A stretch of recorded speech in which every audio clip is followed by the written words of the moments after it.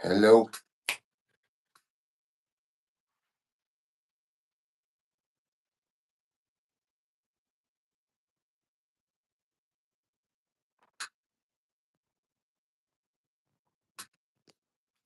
Hopefully I get my man on here, Kenneth Dean. Might just send him a text. Make sure that he's still on board for today.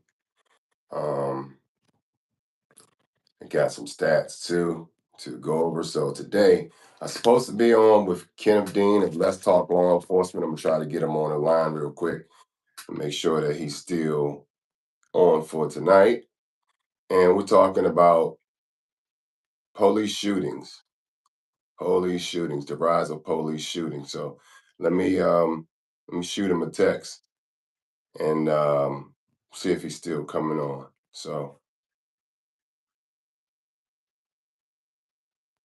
yeah, there we go.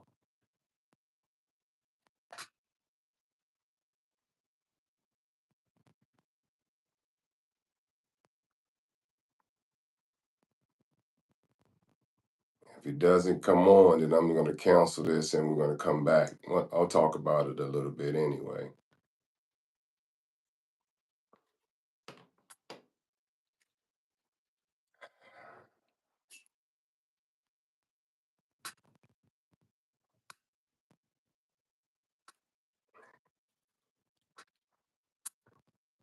Mm, mm, mm, mm, mm, mm, mm, mm, mm, mm, mm, mm, mm, mm, mm, mm, mm.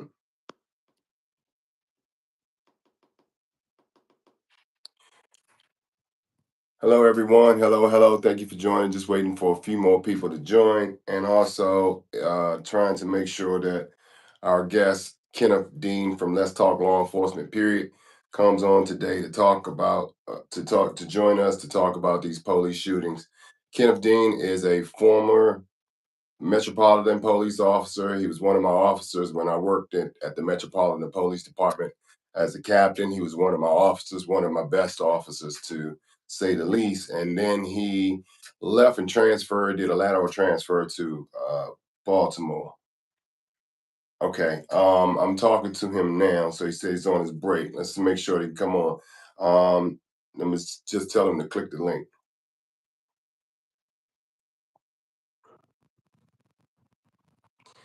Um,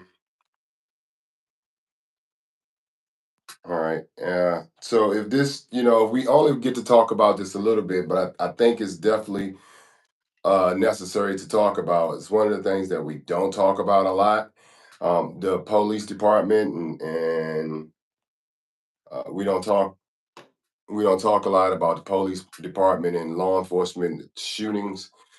When we do talk about it, it's already after the fact. It's too late, and it's responsive, and it's critical, and it's judging. But to get a perspective on law enforcement shootings and how they happen as a whole, when some of you may know, maybe you don't know, but I served almost 20 years as a law enforcement officer in Washington, D.C. during one of the most dangerous times that you could be a law enforcement officer. It seems that it's getting worse now. Just seems like people are committing random violence. We didn't have as many as active shooters as we had then. We didn't have people with firearms with 38 round magazines. We didn't have people running around with AK 47s and AR style rifles. We had a few, but not like we have them now. So, you know, so it just seems like people do stuff on a random. But when I was a law enforcement officer, and again, Kenneth Dean, he's a law enforcement officer in Baltimore in the Baltimore housing unit, which makes it even more dangerous where he is. But I retired at the age of 35 years old. I was a police officer. I was involved in seven on and off duty combined seven use of force incidents involving my firearm. Okay, here he comes now. Let's get him on. Well, seven incidents involving use of force, lethal force. And so being on, hey Kenneth Dean, how you doing? Looking Hey, good? hey, what's up, bro? Hey man, all is well. I said glad to be joining you, man. Sorry I was a little late, but you know the job. I ain't got to Oh, say nothing else. already, man. I thought you was off today. I would have scheduled it on a day when it wasn't during your duty time. No, I'm on my. We get a little downtime in between. So I have a great commander, great command staff, great chief. You know him. I ain't gonna say his name, but he's very big on us talking to the citizens, and being really transparent about things. So he's really big on the community involvement. So he doesn't mind me taking 20 minutes, 30 minutes, further in enhancing, um just enlightening people on what really goes on out here, stuff like that. So he doesn't mind at all. That's awesome. Well, I'm glad Yeah. to have you. We've been knowing each other for quite some time. And how many years do you have on the department? I mean, in total law enforcement experience now? Total 20, going on 29 years, man. Yeah, yeah, and you still look young. I started, you know how I go, man. We come out of the military, whatever, 17, 18, 19, your first job, you like, yeah, this is it. And time passed like that. And then next thing you know, you like, damn, I retired, but it still wasn't out of my system yet. So I wanted to do something else. Um, so, that's when I decided to, go work for this agency in Maryland. And like I said, I'm happy because he allows me to do certain things, that, and we can say it, our former department didn't allow, because everything had to be funneled through a PIO, or Right. funneled through, and you held the rank, sometimes the citizen didn't want to hear, the basic cookie cutter stuff. So, which is cool, is like I said, he allows me, kind of like a it's funny, kind of like a PI here. He knows what I do, and that was part of, you know, hiring me, accepting what I do on the side, the podcast and things like that. He knows I know the general orders. I don't violate, and I'm happy with that. I mean, that's great. And I think one of the things about a good leader is a person who recognizes that everybody has a critical role in making the organization a better place. And a lot of people have a misconception about law enforcement. And if we allowed our officers with boots on the ground to be able to explain themselves, to be able to do their own outreach, and education to the public, I believe that the perception about law enforcement officers would be a lot different. 100%. I believe that too. 100%. And One hundred so percent. when I reconnected with you, I just came and stumbled across your channel and on Instagram initially, and I saw it from the inception all the way to with the growth now, almost 55,000 people on Yeah, there. bro. That's absolutely amazing. And all you really doing is just really educating the public. Absolutely. And it stemmed from my shootings, being in multiple shootings, and realizing that it's not TV. You know what I mean? The TV shows, police shoot somebody, they out there getting a drink. An hour later, we at the bar, like, hey, we just shot that. It doesn't work like that. Mm-hmm. You know that. We Mm-hmm. down. It was called the fit team, right? Mm-hmm. We Mm-hmm. with the fit team. You in the box, just like any other suspect. If you shoot, you know what I'm saying? Mm-hmm. You got the right to attorney, everything else. But you get questioned like any other suspect. They digging your behind. They digging there for your shooting record, your training records, and a lot of people don't know this stuff because they want to make sure you followed every iota and in general order. Because you Mm-hmm. might get cleared from the shooting, but you might have violated a policy. Mm-hmm. And you know that, and then that policy, that small policy is like, yeah, this was a good shooting, but you didn't have the correct number of duty rounds in your magazine, because they count every round after a Every shooting. round. So a Mhm. lot of people don't know this stuff. They just like, oh yeah, it was a shooting, police shot him, they went home, or they got paid. Yeah, we unless it's something bad, trust me, if it's a bad shooting, chances are you're gonna get put on unpaid leave. Unpaid leave. Most of the time, you're gonna get the benefit of the doubt because certain things they got to investigate. They're gonna investigate everything. They make you rewalk the scene, right? All the stuff I'm telling you, you already know as commander, right? And the Mhm. cap. Mhm. But a lot of the civilians and just regular people don't know this stuff, man. You get grilled. Internal affairs is not your friend. They got a job to do, but Mhm. they not your friends. They Mhm. No, it don't work like that. So I've enjoyed because it's funny. I started with 200 followers. I did it in DC, and the commander there, I won't say her name, but she's a chief now. Great commander, a great lieutenant. She was my lieutenant, PSA lieutenant, and she allowed it also. She was like, she's like KD, right? First name, but she's like KD. It's cool to show people the reality of police work, not what they see on TV. And I think that's our hardest battle. Shoot them in the leg, shoot them in the foot, shoot. It just doesn't work that way. Mhm. You know what I mean? It don't Mhm. work that way. So yeah, Well, I enjoy what I do. I've trained, I trained a lot of officers when I retired. So I had this firearm training academy, but a lot of officers would come to me to get fixed because they had to requalify and they couldn't qualify. Couldn't qualify. Yeah, couldn't Right, require. So I right, would come and fix them. But I'm not sure how the training academy is now. But when I went through, nobody ever told me which eye was my dominant eye. So I'm right, just right, figuring which one was. I'm shooting with my right, right eye. When I found out later right, when I right. became an instructor, 20 plus years later, that my left eye was my dominant eye. Well, they teach you now. They They teach you kind now. of, yeah, they zero you in and all that stuff. Um, and I will say this: MPD has some great instructors out flexi because everybody's a sign out there, and they have some good ones at the academy. They start Correct. doing it at the academy too. So they're great instructors. I will say that. And again, I will not jump on my former department. I retired from and say, oh, they was trash. They was. Every department has their stuff. That's right. Every department has their That's stuff, right.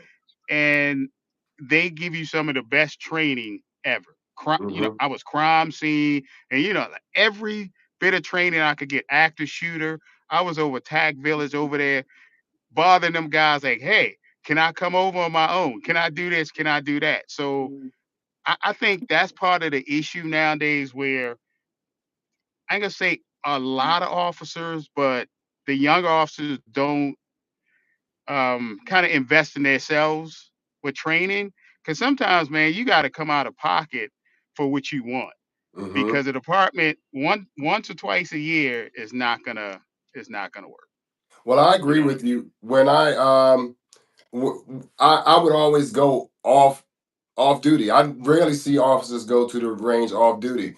Right. And some people cringe when it's time to go back for requalification because they haven't done anything Yep. between off Yep. duty. But I don't think this should be up to a department to tell you when to train, especially Absolutely. when your life depends on it at the end of the day and the life of your partner. I always say that if somebody's at Absolutely. home waiting for you to walk through that door, and the last thing you want to come through that door is somebody in a suit, with the badge or flag or something like that. That's not what Yep. you want. And so Yep. I think it's very important to train on your own and go on a regular basis, because Absolutely. not only does it hone you in on your skills to eliminate a threat, but it also teaches you restraint as well. So I think Hmm. that's the part that we don't talk about. Those shoot and don't shoot drills, and I think it's important that officers put themselves through that. Yeah. And that's huge. And I'm not gonna say it's part of the problem, but that's kind of like the old culture policing versus the new culture. I'm big, and me and you have had disagreements on some We shooting, right? have, we have.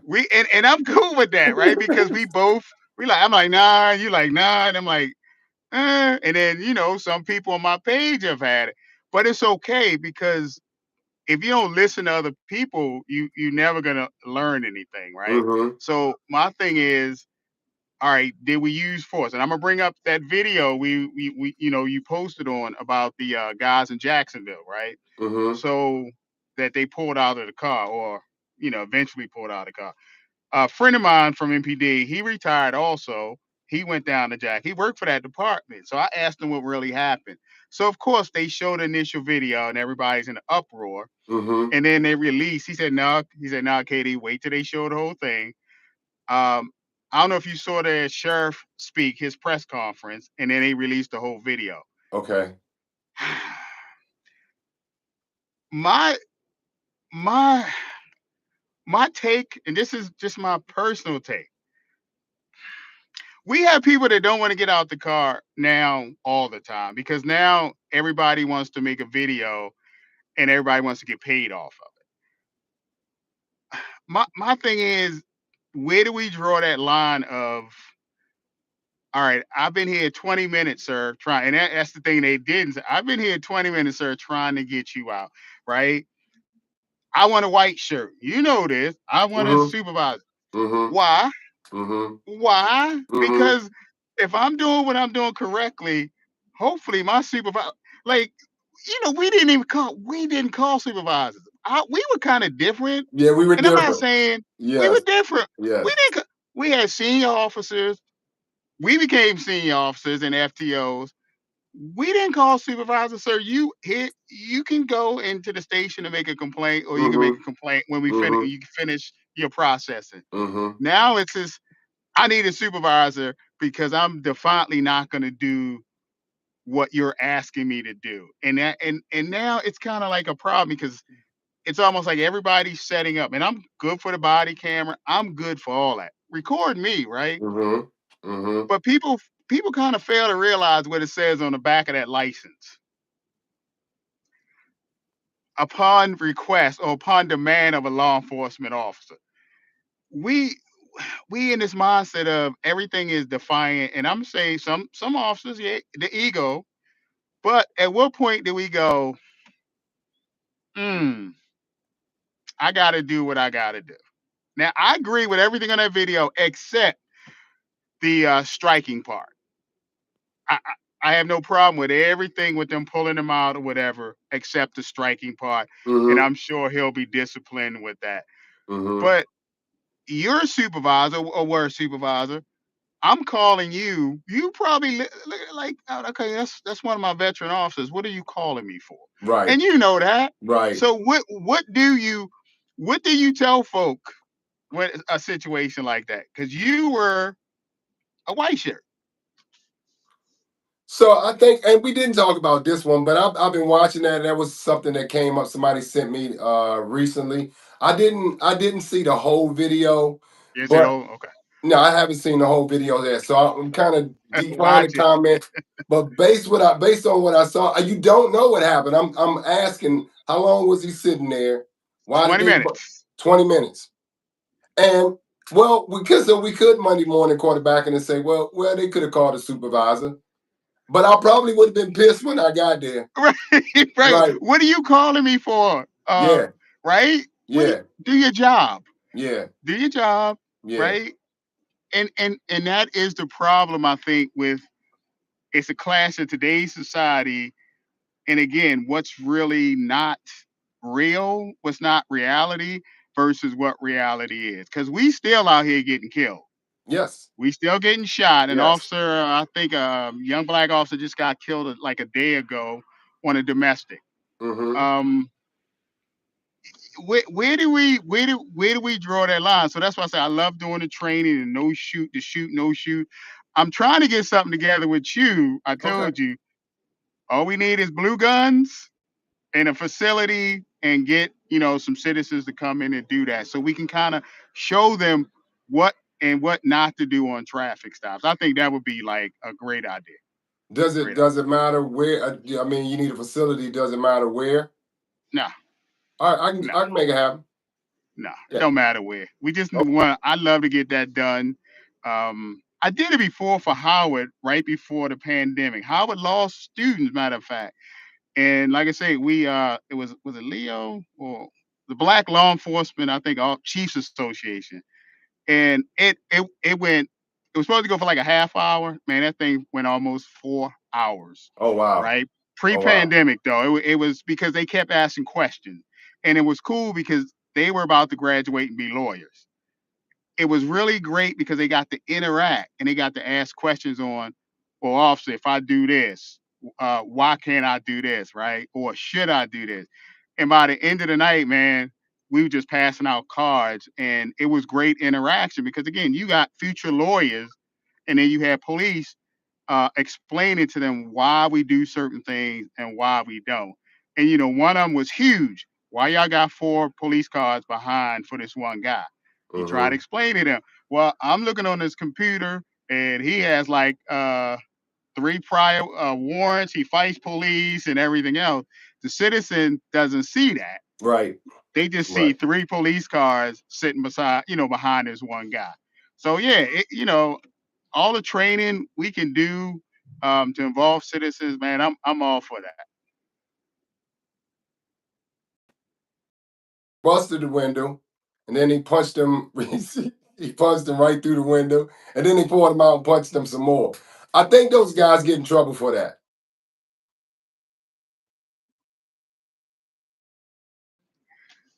They should. The one guy anyway, yeah, he gonna get it. He gonna get it. He gonna get it as well as he should get it, man. So I don't. What do you say to that besides, bruh, you kind of brought this on yourself. Yeah. You know what I mean? You brought this on yourself. Right. You were good up until that point. Right. Even if you poured them out the car, we can bust windows, and that's what Yeah. we tell people. We Yeah. can do all that. Yeah. But the optics, Right. Right. Right. Right. But they just see an innocent young kid. They don't know what he did before. They don't know if yep, we chased him for 20 blocks and then he stopped yep, and then started saying, get a supervisor. No, it's too yep, late for all that. So, yep, yep. I do get that part. And I think it is always good for the public to hear the whole story or see the whole story. And that's the good thing about body cams now that it's not slighted. It's not that okay, all is the thin blue line and people aren't saying anything. And you being able, as an active duty law enforcement officer in a very tough city at a very tough time, and the unit that you work in, this is not no easy task. So for you to be able to just give like what boots on the ground, what you all feel and what you all experience, I think is a very important. So the transparency part is one.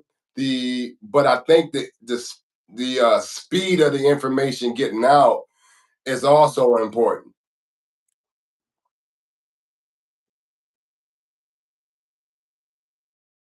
Conference the very next morning, and he said everything you were saying, and his main thing was like, hey, the guy didn't even file a complaint. This happened back in February, right? So he said, but we still going to address it, and we're going to make sure policy and procedures were done properly. If not, we'll deal with it.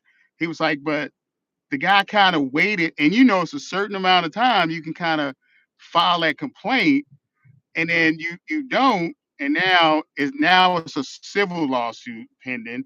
But we all, in my opinion, we already know what that's about. We already know what that's about. And that's cool because that's what most of them turn into. But I always say, and when you have, I'm not going to say real racism, but when you have serious events that are like, man, this officer was out of control. He shouldn't have did this. He violated his rights. We kind of gloss over that because now everything has become just racism. When, to be honest, sometimes it's not. It's just policy, a violation of policy where the suspect just happens to be black and the officer happens to be white. And I think that's what we got to get away from.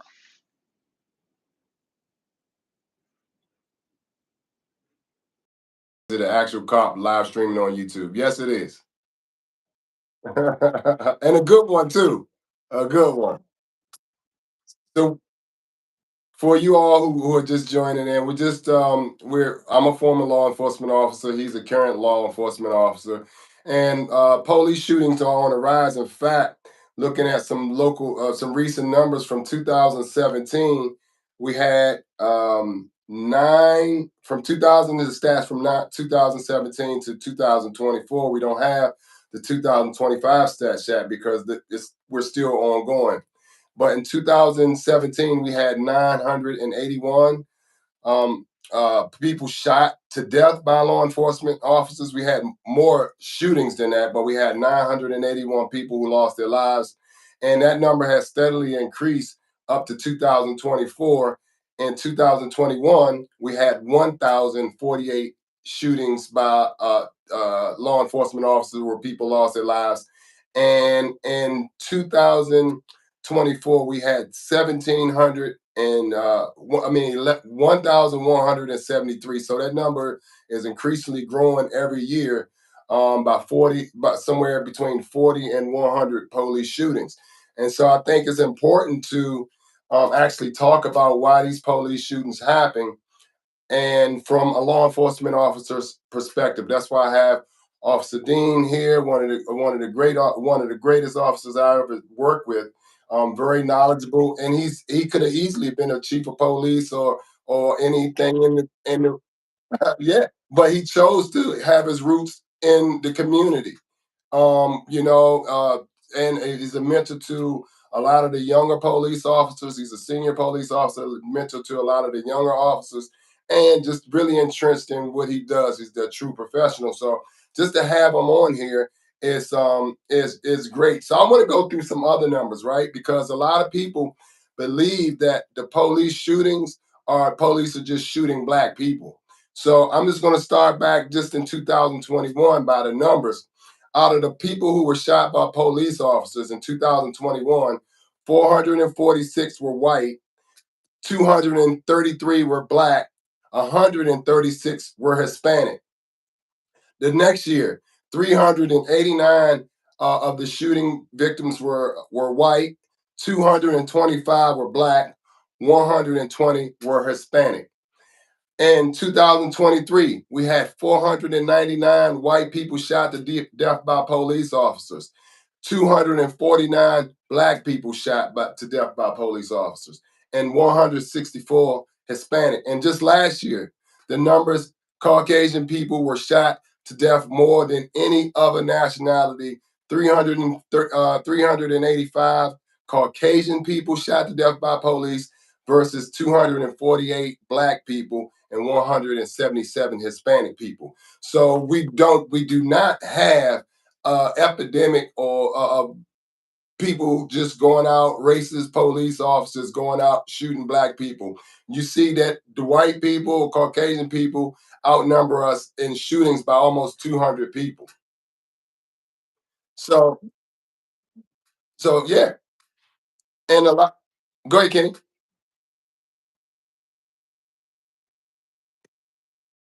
Yeah, the media plays on that, right? And you broke down the numbers, but what people won't say is how many was armed. You know what I'm saying? Out of that, they go, well, yeah, 98% of them are armed. Excuse me, I'm gonna get a fire truck go roll past here. So this is what you get with live, right? But again, people, I'm on my own time right now, so we good. Um, so yeah, you don't get that, right? Here comes another one, of course, right? Wait a minute, give me one sec.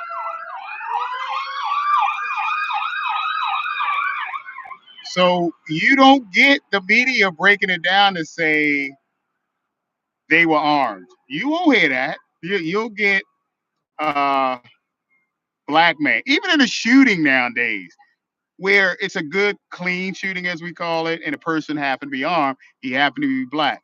You'll get something, and I know this for a fact. You'll get something like police kill man, police kill black man, right? Well, like the shooting in Baltimore in not too long ago at it was at Pennsylvania Mount. You know, because I know a lot of officers, right? So the one officer called me. She was like, "Katie, watch what happened." Well, they put it out there as almost the baby picture. This man was almost 40 years old, right? Okay, we put the high school picture out. and they just show him being innocent. And then she's like, "No, watch when the video comes out." I was like, "Yeah, I'm pretty sure that." Video comes out, he pulls out a gun and fires at the police. The media straight put it, police kill black men. Stop. And people, yes, like I'm all about truth with it.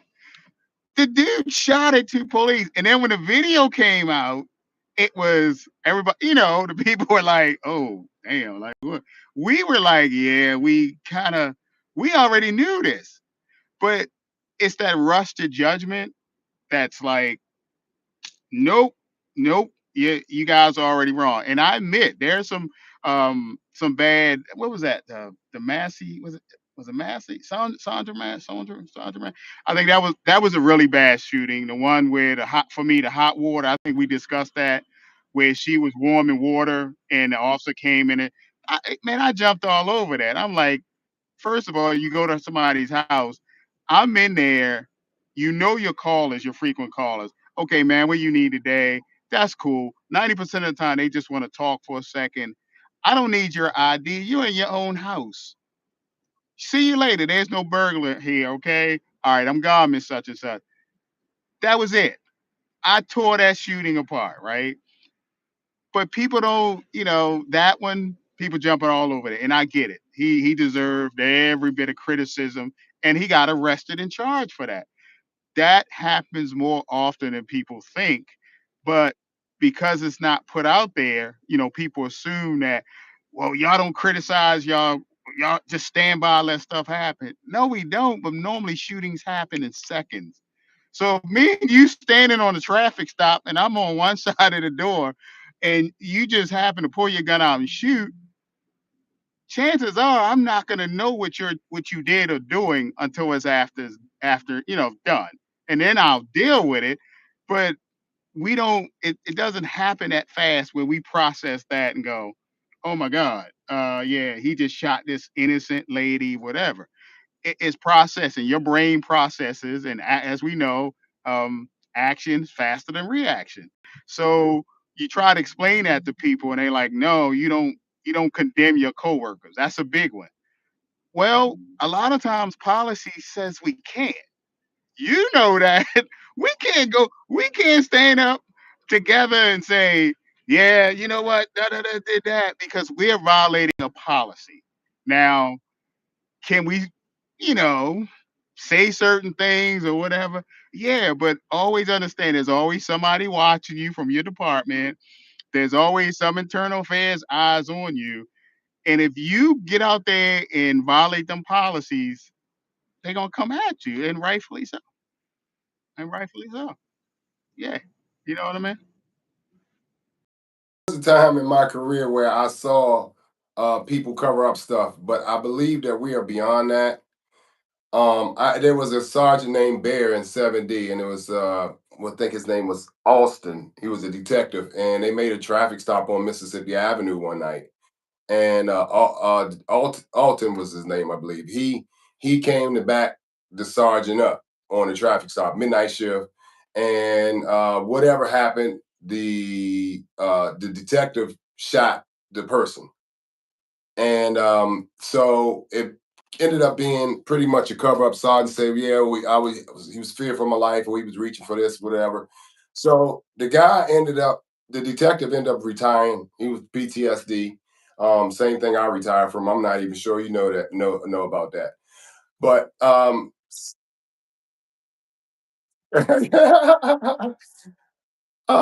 so the sergeant ended up retiring. I mean, the detective ended up retiring from PTSD, and then he went to church and got saved. And he couldn't live with the fact that he unalived this man, without reason, and that the sergeant covered up for him. He ended up coming back and telling that how the shooting actually happened. The sergeant ended up getting fired and arrested. Yeah, for the cover up. And I'm Yeah, rightfully so. So I do believe there's a thin blue line, but I think that today we now body cams tell everything, right? When yeah, when men don't, body cams do. So I think it's a good thing. Um, And I just, I think it's a good thing. I'll just leave it there. Because it has, I'm just gonna be honest, it has some good side and it has some negative sides too. Because I always say, if I was a police officer, when the people are like, oh, these people, you don't know the police officer was wrong, I say, no, you didn't see what we saw. You understand what I'm saying? And sometimes if I had to tell, if I didn't have this body camera, you would have the worst problem on your hand that you ever saw. And that's the truth of the matter. That's the only thing saving you from what you really deserve.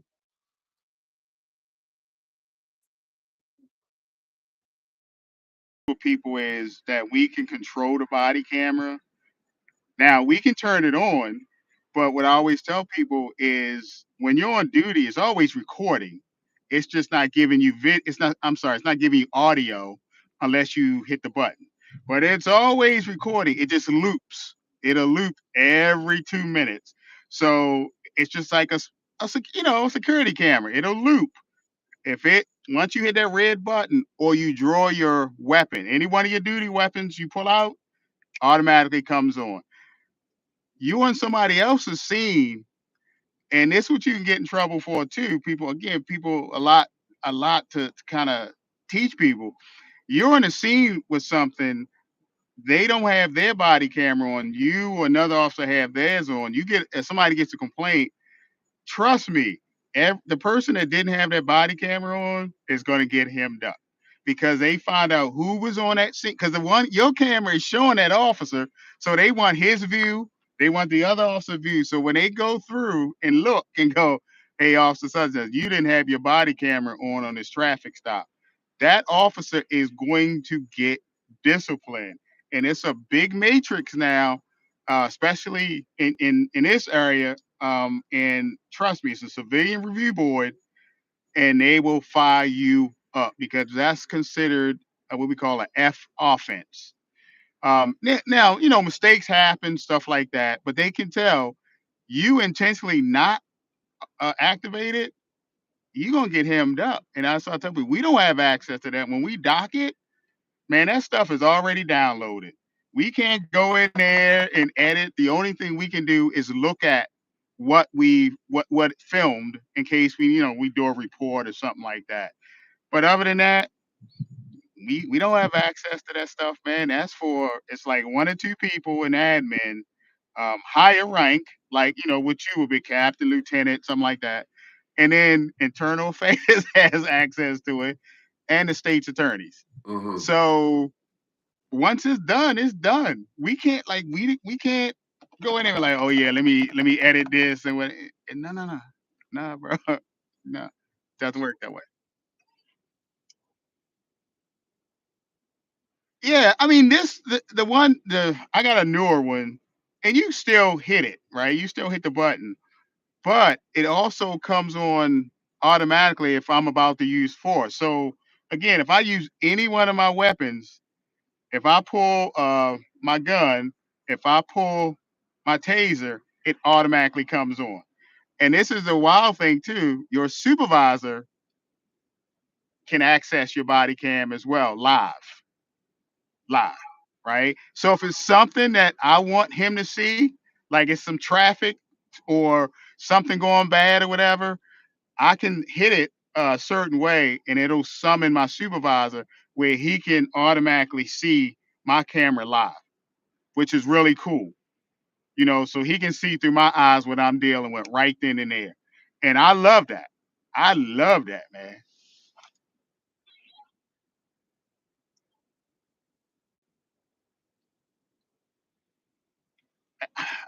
From what I know, every agency is different because it deals with, like everything else, budget, money, who pays for whatever. Um, I can say a lot, but a few departments were resistant to body cameras. Now, especially I know in Maryland and DC, like it's law. You have to have it, right? When I first got mine in DC, I was, but when things started happening, I was like, you said what, miss? Okay, cool. And you could automatically stop it, and you had a monitor, a cell phone, where basically you, hey, Sarge, this is what happened. He can look at it right then and there because that's what it was made for and go, ma'am, you probably want to change your statement. You didn't say that. So I love that capability. Because again, if I have to cuss at you, I'm gonna cuss at you. Did you cuss at him? I sure did. Why? Because I had to, because he wasn't listening, and it's better than using force. Did you do this? Did you throw him to the ground? Did you cuff him? I sure did. Because the only thing's gonna hem you up nowadays, pretty much on stuff like that, is a false statement or lying to an official. You already know. That's the killer.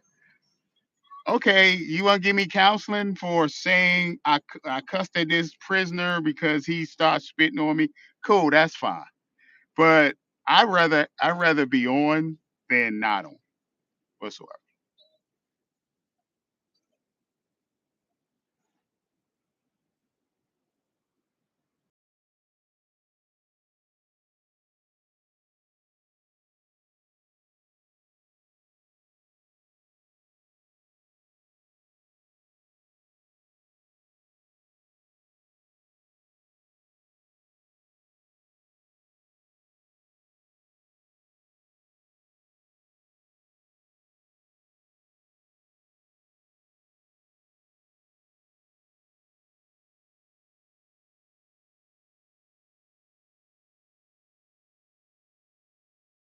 Lights out, break open their DVDs, and put their feet on the desk. Right? I say that's akin to coaching from the locker room. You can't coach from the locker room. You need to be on the street and with your people, and that's why we have all of these complaints and things that we got to handle. And you say, "Oh, I'm in the office handling paperwork." Yes, because you're never on the street. Yeah, and I got in trouble a lot for being in administrative and management and being on the street. I just love it. It never got out of my blood. I love being with my people. I love being in the community. I love solving problems. So it got me in a lot of trouble. But um, I mean, basically, what it comes back to is that the sergeants aren't on the street. Um, and again, I think we were talking about it earlier. You get kind of stuck in your ways, and I'm like, what we talking about earlier? Like, why are you calling me here? But if the sergeants and the lieutenants were listening and they heard it on the radio, they should have been going that way anyway.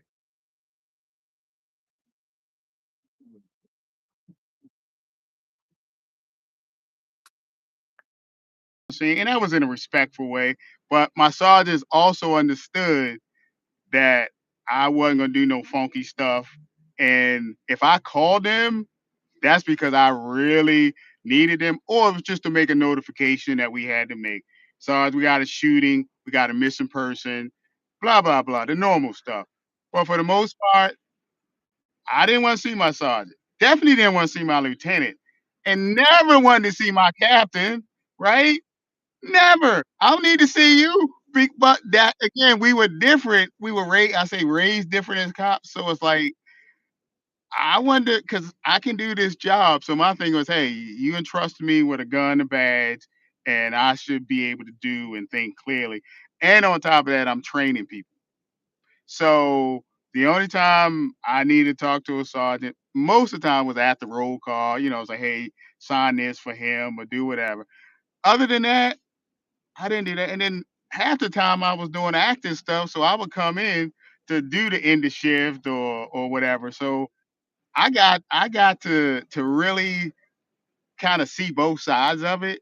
And then I think that's one of the things that turned me off is like getting promoted because I was like, I got it, but I'm watching how they treat the lieutenants, right? Captain was the best spot, but I'm watching how they treat the lieutenants, and it's like lieutenants came up with some great ideas for that PSA, but then they would get shot down because it was almost like, why you why are you siding with the officers? And you know what I mean by that.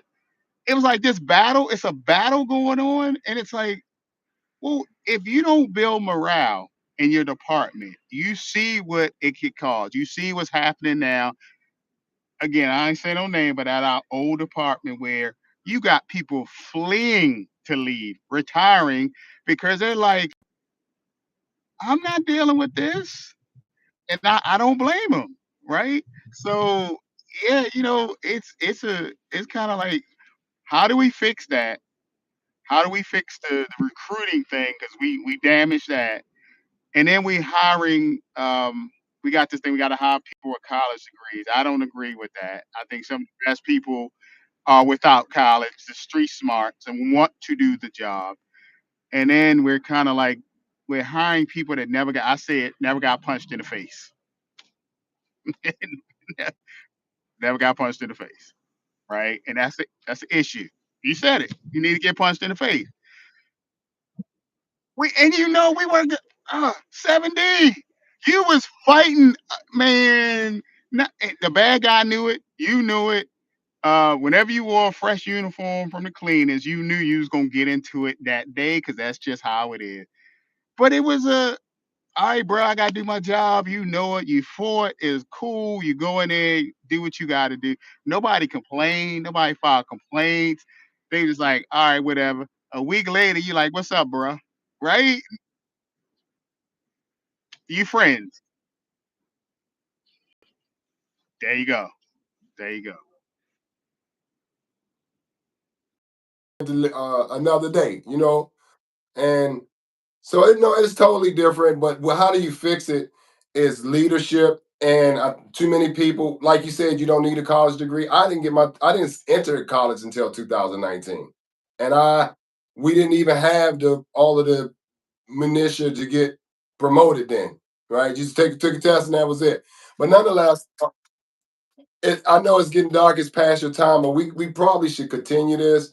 And my point about no, that's okay. My point about the when you were saying if you curse somebody out, that was one of the things I knew. In 3D, you can ask anybody. I knew everybody's birthday because I told admin to give me all the officers, and every day when I came in the roll call, I knew whose birthday it was because I would look at the list and I would call Cruiser 300 and I would call a person. They'd be scared to death when I called. Right? I want to wish Officer Kenneth Dean a happy birthday. Have him, yeah, little stuff.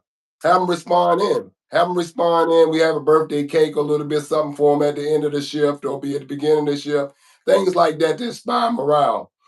Um, and then everything is not discipline, being able to lead people, correct people. Now, today's department is much different. You say something to somebody, yeah, they're going to go cry and file an EEO complaint on you and everything else. Yes. When I'm off. So just hit me up and I'll be glad to come on and do it. And like I said, I got a quick shout out to my chief for allowing me to do stuff on my time and allow me to do, or interact with with platforms like this to just try to explain to people how and why we do stuff. Okay.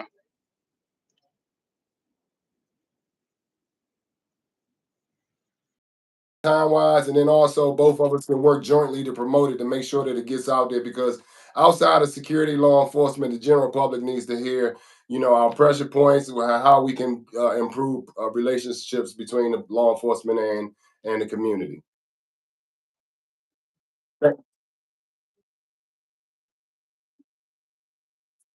Say less. Say less. I'll work on it now. I'll even text you. I'll text you because I don't think I have your email, but I'll text you. All right. Be safe, man. All right. Thanks a lot. Take care. All right. All right, everybody. Just wanted to have we had some other people who are coming on. I had some chief of police lined up, but we and that's Kenneth Dean. I forgot to tell him to plug his channel and his on Instagram and YouTube is Let's Talk Law Enforcement. Period. And I didn't even get to go and talk to him about how he came up with the videos that he put on his channel for people to consume. But I definitely want to do that the next time. And let you guys see some of the videos, and then we can just Monday morning quarterback them, Sunday morning quarterback them, whatever you want to call it, and talk about those shootings. So I've been in 7 shootings in my police career, 2 fatal, and the other 5 non-fatal, but serious. And that is why I was able to retire at the age of 35. So not only thinking about from the eyes of what we see as law enforcement officers, what we think, what we go through after the shooting. Um, I can just tell you guys in one shooting, I ended up unaliving a young man who had a BB gun. Um, I was off duty. I was with my 3-year-old son at the time, who's now 32.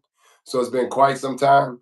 And what I saw was with my 3-year-old son and my brother, who was about, I'm certain he's 47 now. So it's been quite some time. He was barely able to drive. So um, so however he was then, and I just got out the car. My brother saw the guy with the gun at a bus stop, and he was pointing it at a lady when we pulled up, when as we were driving past, and he said the guy got a gun to the lady's head. So I was like, "Why? Where?" And then I turned and I saw the guy with the gun to the lady's head. And I was off duty. I had my badge on, all that good stuff. And I got out of the car. I know my brother wasn't old enough to drive, but he knew how to drive. He didn't have a driver's license. I said, just take the car, take Melvin Jr. and go home. And that's kind of how it happened. So I jumped out of the car, approached the young man as he was turning around. After he had finished robbing the lady, had turned around, and I was standing there from a driveway distance. And so I took aim, identified myself, asked him to drop the firearm. He didn't drop the firearm. He turned to run, and as he moved, I I did what I had to do as a law enforcement officer, and he fell to the ground. We still had payphones then, so you know how long ago that was. I instructed somebody, just a citizen. I'm in the middle of Southeast DC, scared to death, even though I lived on the same street, but I lived, a few blocks down. I had someone to call a law enforcement officer. I also grew up in that community, so some people knew me, and so I felt safe but unsafe at the same time because it was a traumatic event. Even though I was a law enforcement officer doing my job, I was still, and it was my community, but it was still their community, and I was only there by myself. And so, unfortunately, my brother never drove away. My brother saw what happened. My 3-year-old son, saw what happened. So it was a moment for me. I was cleared in the I was justified in the shooting. um Later on, every what we're talking about, the the use of force incidents, police shootings, any use of force incidents, no matter what, the police department has a kitty, money set aside for people who sue them throughout the year. So that money was automatically going to be given.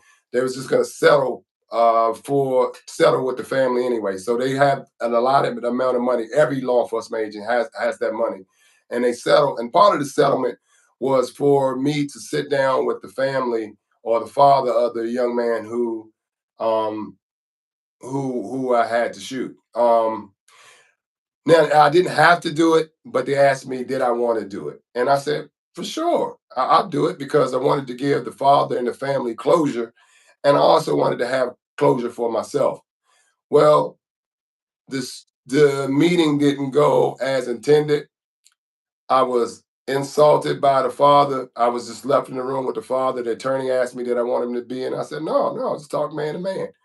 And I was still young. The father said so many things to me, and he got up and he said, "You shot my son down like a dog in the street, and that's what I wanted to say to you." And he got up and he walked out and slammed the door. That's what he did. And I sat there for about 10 minutes. And what people don't know, the other side of law enforcement, is that I sat there and cried for 10 minutes before my attorney came in. The police department general counsel came in.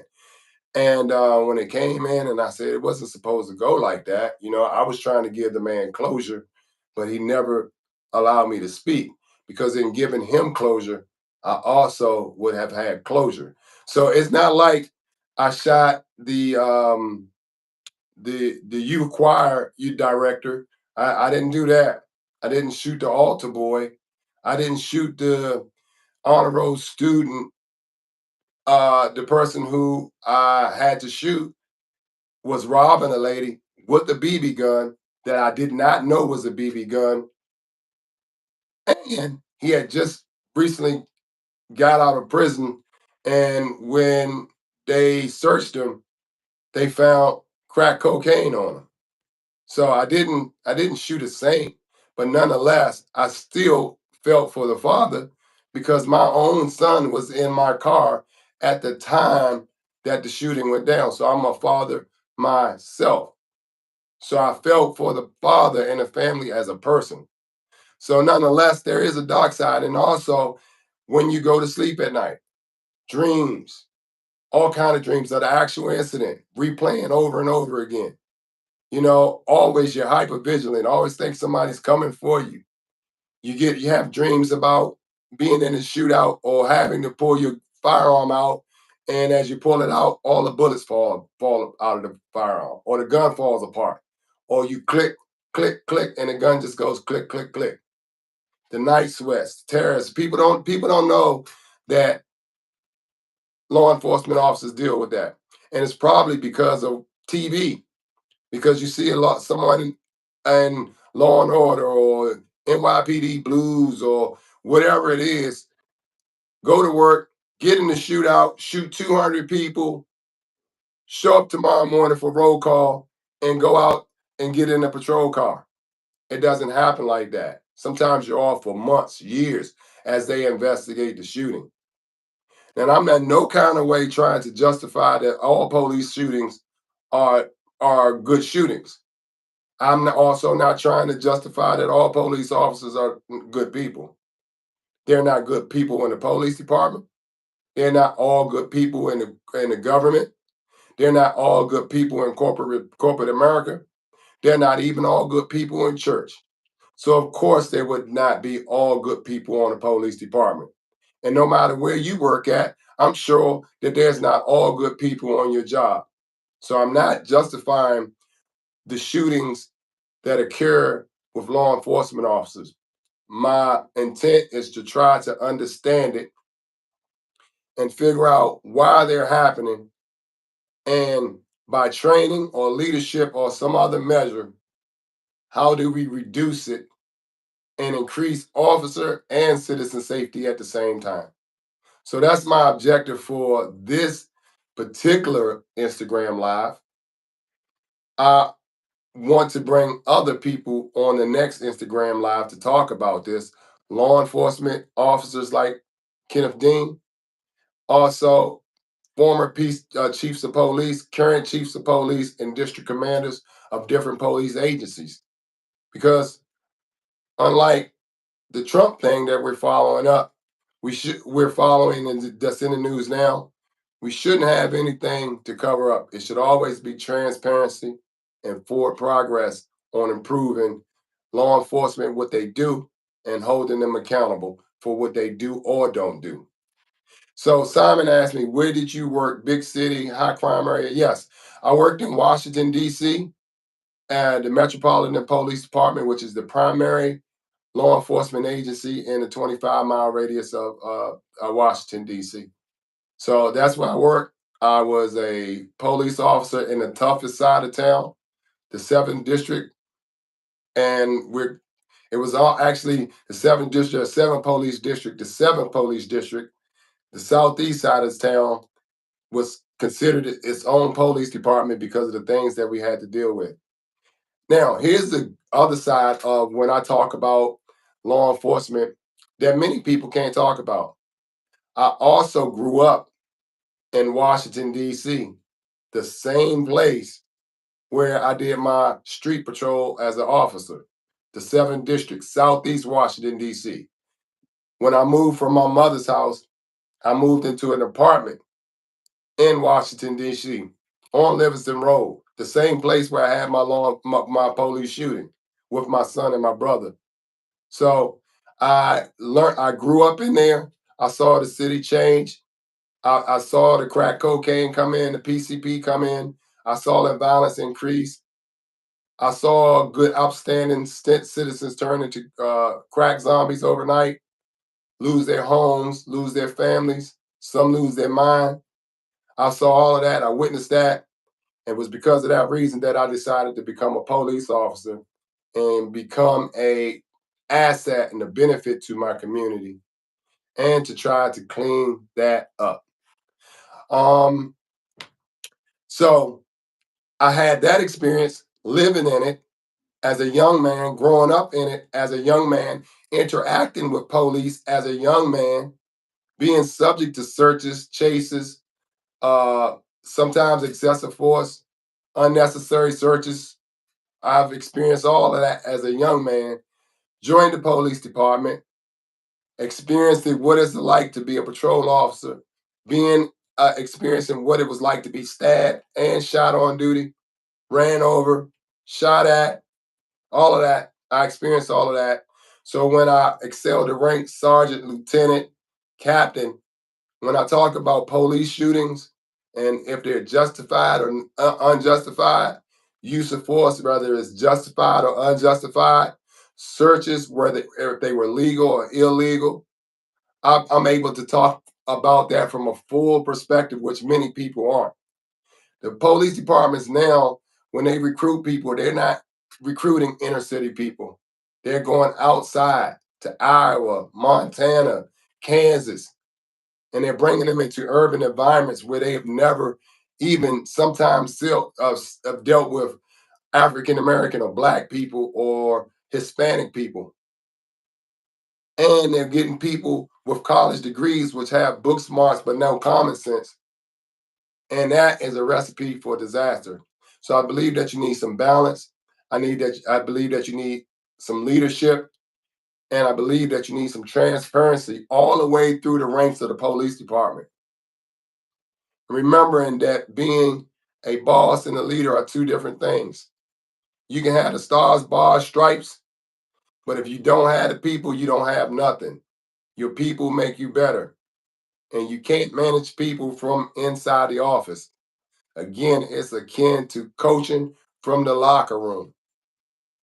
Kenneth Dean said he didn't want his supervisors on his scenes. Understandably so, because he was a leader in himself. He was one of those leaders that should have been promoted. But like me, he liked to be tied to the streets and the people, the young officers under him, who he was training as a field training officer, and to the community that he served. So I want to applaud him for that. But oftentimes when people get promoted, they haven't spent any significant amount of time in the streets. And every police district is different. Some police districts, they have almost zero crime. They have zero bank robberies, zero people standing on the street corners selling drugs, zero people robbing people, zero shootings. And those people will oftentimes get promoted through the ranks, and they'll get all the way up to an administrative position and never have done any real police work. So when they come in, they don't understand really how to deal with people, the people they supervise, or to some of the communities that they go to be supervisors and police managers. And therein lies the problem. So you can teach people, I always say you can teach people skills, but you can't teach people's character and integrity. And it's the same thing. You can teach people police work, you can teach them management, you can give them a book, but ultimately the best managers are internal and outlooking, internal, self introspective, and outlooking at their people. They know how to bring people together, to pat people on the back when necessary and kick them in the ass likewise when it's necessary. They know how to discern, good information from bad information, how to lead and inspire people. One of the reasons that I got in trouble, I didn't get in much trouble on the police department, but one of the reasons that I got in trouble with law enforcement, the upper management, well, I was upper management, so you have up to captain is a management, and then over that is administration, commanders, assistant chief, inspector, all that's administration. Well, the reason I got in trouble with the administration, because I was more tied to the rank and file people, the people who did the job, right? To be able to understand the people who don the bulletproof vest, get in the car and deal with societal's worst issues every day. I was more tied to those people than I was to the management, the machine that was just interested, I felt, in cranking out policies, disciplining people, and appeasing citizens, but not telling the truth. Not being able to say we don't have enough officers to cover this community. Not being able to speak out when policies didn't align with the community or the officers' best values. That is a problem in law enforcement. And as long as we have that, so you have the thin blue line, and then it's almost like a blue shield, as opposed to being able to speak and have say in what impacts everything. You're to shut up, be quiet, and follow the status quo. But it does nothing for law enforcement from any level, including in the community. It does nothing to improve the relations in the community. So not to sugarcoat, but to give it plain and blue like it should be. So that's why I got in trouble. So I would help people get promoted. I would be in the street. I would be managing, overseeing, supervising, getting to know my people, rewarding them when they needed to be rewarded, and sticking foot in their behind when foot needed to be in their behind. And that's the way that we improve law enforcement. Real leaders need to see potential in other leaders, even if they're in a patrol car. And you can never see that if you're in the office all the time, hiding behind a computer or a microphone, telling people what to do without seeing the game, coaching from the locker room. One of the things I said, I could have easily been a chief of police, and people knew that. Everybody knew that. One of the reasons, one of the things that I said I would do if I was a chief of police, I would go to a district, at least one district a month, maybe one a week. The chief of police has a lot of things to do, but to go to one district per week and have the watch commander or whoever was responsible for the tour to call in a patrol car. Call in patrol car 464 and tell them they have a ride along at the district, the station, the bureau, wherever you're a police officer at. And when they get there, it'll be me, chief of police, full uniform, stars, bars, bulletproof vest, the whole thing, duty belt. Let's go. Let's ride, Officer Jones. How was your day? Great. How you like this department? How's your community? What do you think about your district commander? How about your sergeant, lieutenant? You guys have enough resources to do your job? Are there any obstacles to prevent you from succeeding every day? Do they communicate our values as an agency? You understand what I'm saying? How's you? How are you? How is your family? Are you getting enough time there? How are the shifts? Are they rotating too much? Would you like to prefer one shift or another? Now, of course, you won't be able to correct some of that, but a lot of it, as a chief of police, you can, down to their equipment, their vehicles, all of that stuff. You can. And if you're sitting and you're communicating with your officers, or even the chief of police going to roll call, and it's, oh shit, the chief is in here. What is he in here for? Because most times somebody sees somebody with stars, bars, or stripes, they believe somebody's ass is in trouble. But that's not always the case. And it shouldn't be always the case. When they see rank come in a room or in a patrol district or in a community, it should just be because this person loves his department. He loves what it stands for. He or she loves their officers, and they want the best for their officers, the department, and the community. So that's that's my feel on it. Thank you, Simon. I think you had a lot of questions, so or statements. So I'm gonna go through your questions and statements real quick and make sure I cover everything before I check off, because I have another live starting at 10 o'clock.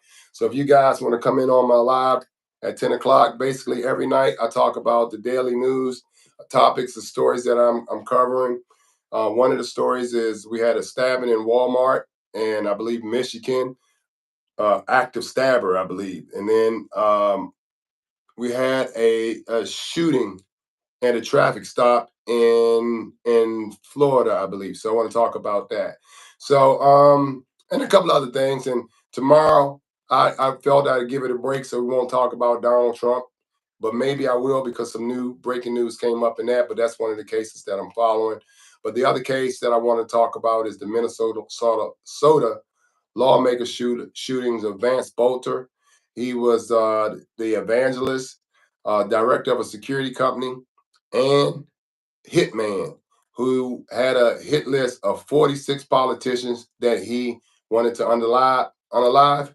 He unalived two right in front of police officers who were there. They actually saw it, and they took an hour to actually respond. I don't know if they were scared. So this is new stuff.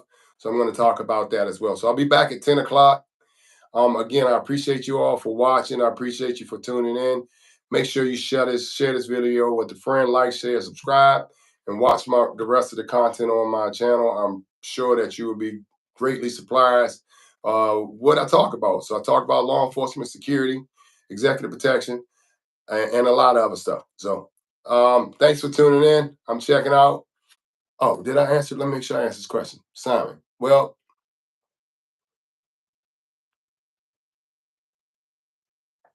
Simon has some questions or some statements, so I want to make sure I get this. Okay, so Simon was just making statements. Simon, where are you from? Thank you guys for just tuning on. We were talking about the rise of law enforcement shootings. All right, with that, I'm out. No questions. Thanks, guys, for joining.